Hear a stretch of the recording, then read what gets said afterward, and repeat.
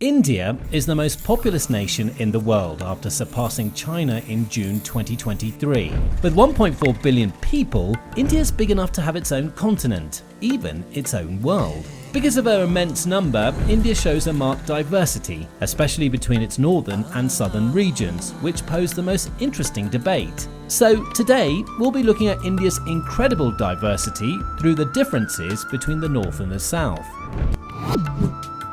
India is divided into 6 regions based on their geographical locations: north, south, east, northeast, west, and the undefined central region. While each of these regions has its marked differences that contribute to India's incredible diversity, the north and south always seem to command the most debate, with their incredible distinctions starting with this: states in these regions. While northern India is home to these states, Haryana, Himachal Pradesh, Jammu and Kashmir, Punjab, Rajasthan, Uttar Pradesh, Uttarakhand, and the capital of New Delhi, South India contains the states of Andhra Pradesh, Kerala, Karnataka, Telangana, and Tamil Nadu. The union territories of Lakshadweep and Puducherry are also considered a part of southern India. And as these regions are different geographically, so also they are racially. Racial origins. North Indians for long were said to have been descendants of the Aryan race. The Aryans are believed to have migrated from Central Asia to invade India and to force the indigenous Dravidian race down south. However, historians argue that these invaders were actually Europeans, and Indo-Aryan was a synonym of Indo-European. Today, Indo-Aryan is used more linguistically. Nevertheless, the invasions faced by the North shaped the traditions, architecture, and of course race of the region. North Indians tend to be lighter and taller in comparison to their southern counterparts. However, this is not entirely true for all people in North and South India. Nevertheless, on the flip side, the fact that South India is surrounded by the Indian Ocean meant it was somewhat protected from invasions. Admittedly, this allowed South India to thrive in peace and tranquility. Additionally, there's evidence of trade between South Indian Arabs, Babylonians, and Assyrians as far back as 5,000 years ago. As a result, their cultures were more preserved than their northern equivalent. South Indians belong predominantly to the Dravidian race, and in physical features, they're darker in complexion and shorter compared to their northern Indian counterparts. Once again, this is not entirely true for all people in South India. Nevertheless, apart from their differences in race, their language also differs significantly. Language.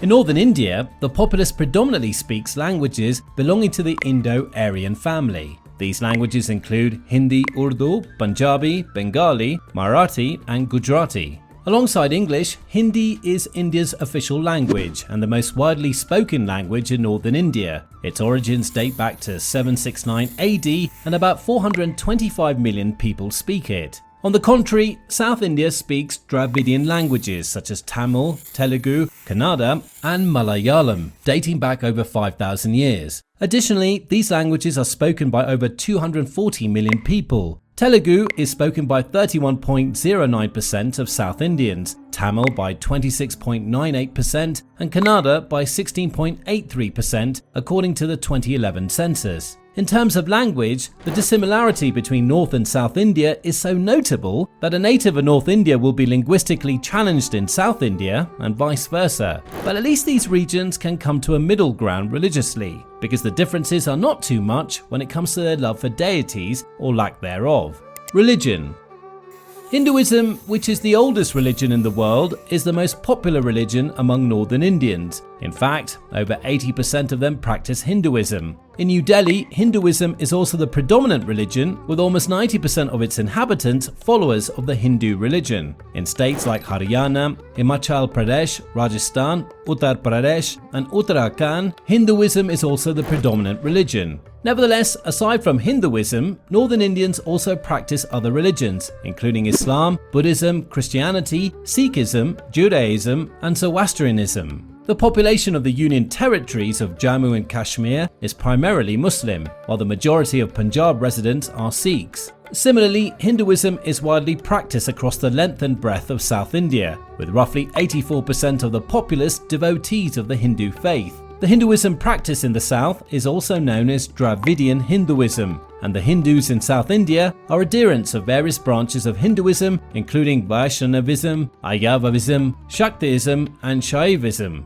Notwithstanding, South Indians practice other religions, including Islam, which was introduced by Arab traders over 1,400 years ago. According to the 2011 census data, about 11% of southern Indian inhabitants are Muslim, while another 5% of South Indians are Christians. In general, Indians from north down to south take their spirituality seriously. This can be seen in the thousands of people attending temples, pilgrimages, festivals, mosques, and many more. However, the similarities end here, because the northern political, socio-economic and developmental landscape is remarkably different from that of the south. The state of progress and development.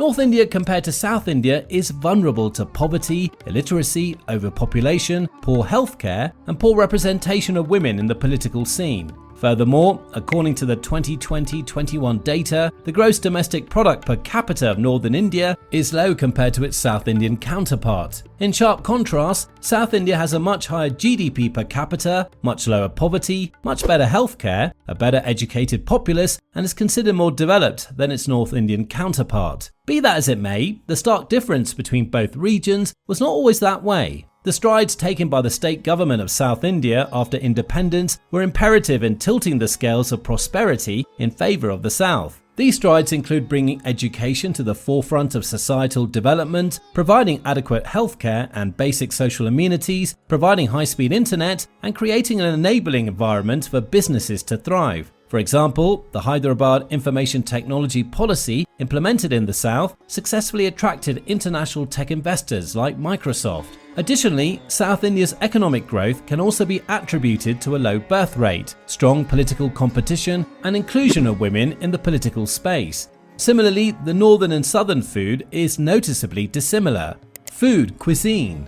North Indian food is usually very spicy and thick with a lot of dairy, dried fruits, and nuts mixed in. Also, one of the staple foods there is bread. The famous tandoori bread and naan bread, the crispy and flaky stuffed parathas, and kulchas are commonly eaten here. Then there's rice and lentils. Rice can be made into the popular biryani, which usually goes with spices, meats, and/or vegetables. Furthermore, the types of oils used for cooking in this area include vegetable oil and less frequently mustard oil and ghee. Conversely, South Indian food is usually based on lentils, rice and stews. Moreover, vegetables are a big part of their meals due to the copious rainfall, and seafood is also common due to its proximity to the Indian Ocean. Some common kinds of seafood that can be a huge part of their dishes include Indian salmon, sardines, prawns and tuna. Additionally, idli is one of the most widely served dishes in this region. It's usually served as breakfast and it's made from fermented lentils and rice batter. It can be eaten alone, served with sauces, or even garnished with coconut sugar. India has a vast array of dishes in its arsenal, and the northern and southern dichotomy demonstrates this. However, the style of music and dance of both northern and southern India also proves the disparity between both worlds. Music and dance. In the north, Hindustani classical music is prevalent, and it's been influenced over the years by various invading cultures, including Persian and Islamic cultures. Although Hindustanic music requires a lot of vocal elements, ingenious stringed instruments such as the veena, the sirat, the sarod, and the tambura add their unique touch of colour and flavour to the sound. Nevertheless, percussion such as tabla and the pakabaj are not left out. When it comes to dance, Kathak and Bhangra are one of the most popular dances in northern India. While Kathak is performed mostly by females, the Bhangra is performed by men, usually during the festival of Baisakhi. On the other hand, southern India favours Carnatic classical music, which prioritise the vocal element over other instruments. However, like the northern Hindustani classical music, instruments such as the gatam, violin, morsing and venu flute can also be a good addition to the music. Usually, Carnatic music is performed by a team of musicians, including the vocalist and a melodist, which usually involves a violin and a drummer, which brings rhythm and organisation to the rendition. In terms of dance, common dances in South India are the Bharatnatyam, Kuchipudi, Kathakali, and the Mohiniyattam dances. Although music is the universal language of mankind, and indeed Indians, the northern and southern Indian music preferences vary markedly, and so do their historical sites and architecture. Historical sites, structures, monuments, architecture. Northern India is home to 10 of the 23 cultural World Heritage Sites recognised by UNESCO in India. These cultural heritage sites include the Taj Mahal, the Mahabodhi Temple Complex, the Khajuraho Temple, the Buddhist monuments of Sanchi and more. The Taj Mahal, which is one of the most popular tourist destinations in the world, is located in Agra, Uttar Pradesh, northern India. Considered as one of the new wonders of the world, it was commissioned over 390 years ago, and it's an architectural masterpiece that successfully incorporates Indian and Muslim architectural styles. Southern India, on the other hand, houses architectural marvels such as the Mysore Palace, Pattadakal and Meenakshi Temple.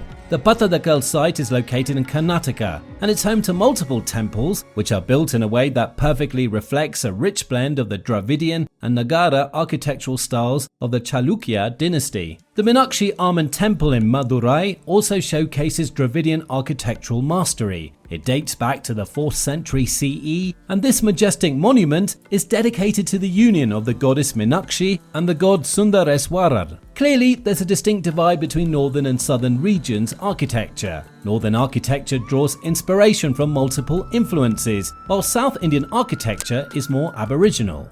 With all that said, what are your thoughts about these differences? Let us know in the comments below, and don't forget to check out this next video here.